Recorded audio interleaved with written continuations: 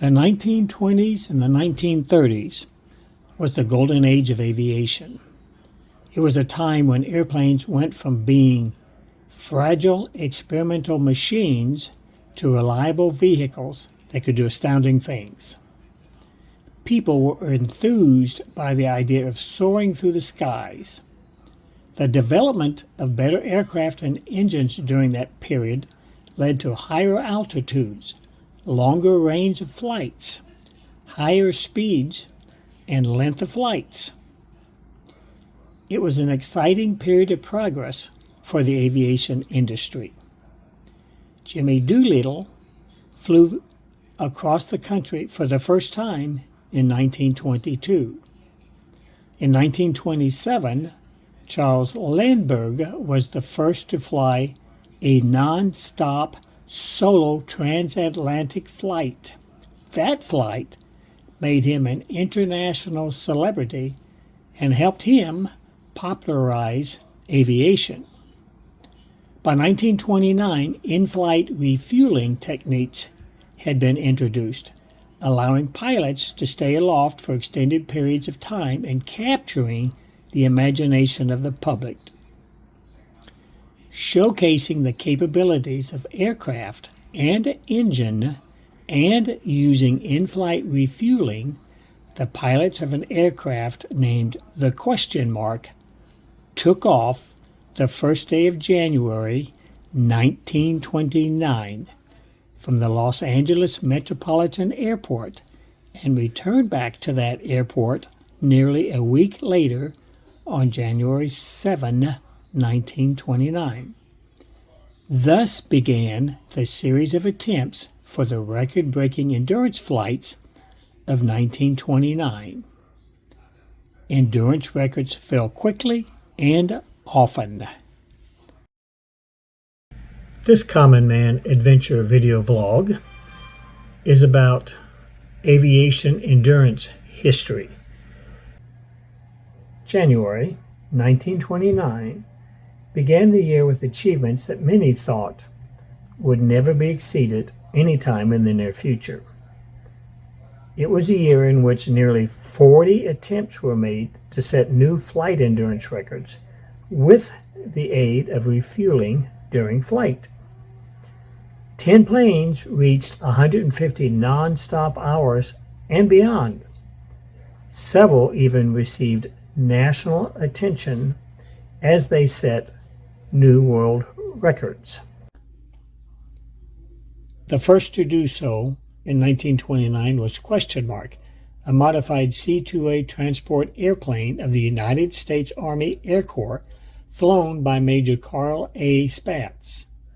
Taking off from the Los Angeles Metropolitan Field on January 1, 1929, the Question Mark stayed aloft for 150 hours and 40 minutes, landing back at Los Angeles nearly a week later. Its endurance flight was actually part of an experiment with aerial refueling. After the flight, though, it was returned to transport duty.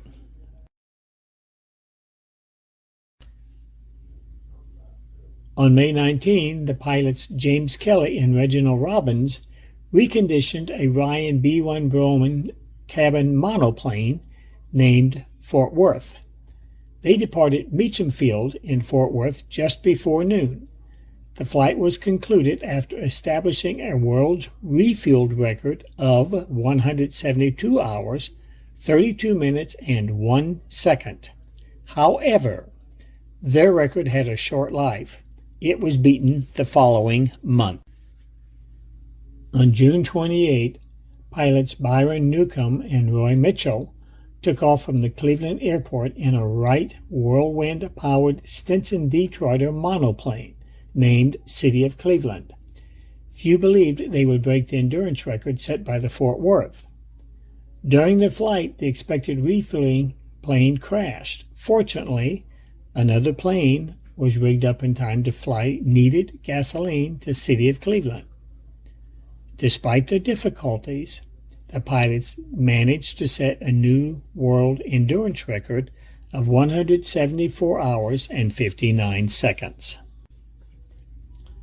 The City of Cleveland had already been in the air for 5 days when the Angelino took off from the Culver City Airport in California on July 2nd. The pilots were Lauren Mendel and Roland Reinhardt. They were flying a Buick Air Sedan cabin biplane, which had already logged 17,000 miles before the flight began and was powered by a Wright Whirlwind that had already seen 450 hours of service.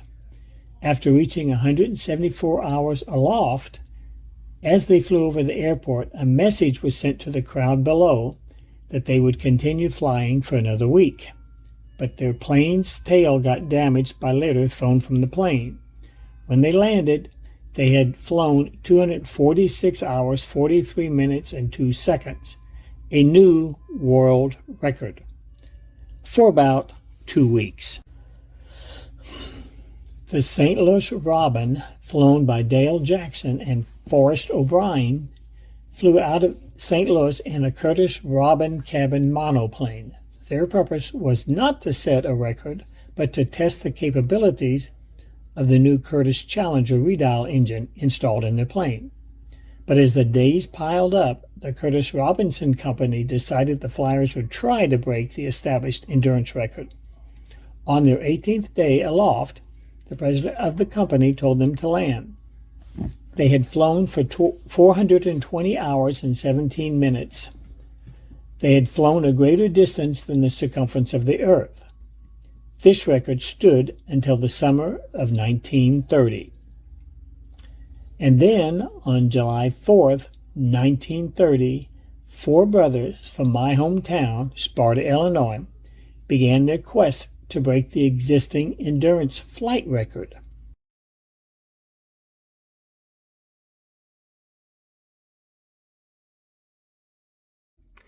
If you like this video, I'll be doing more of these types of vlogs, not the normal history lesson. If you like it, and share it. Thank you.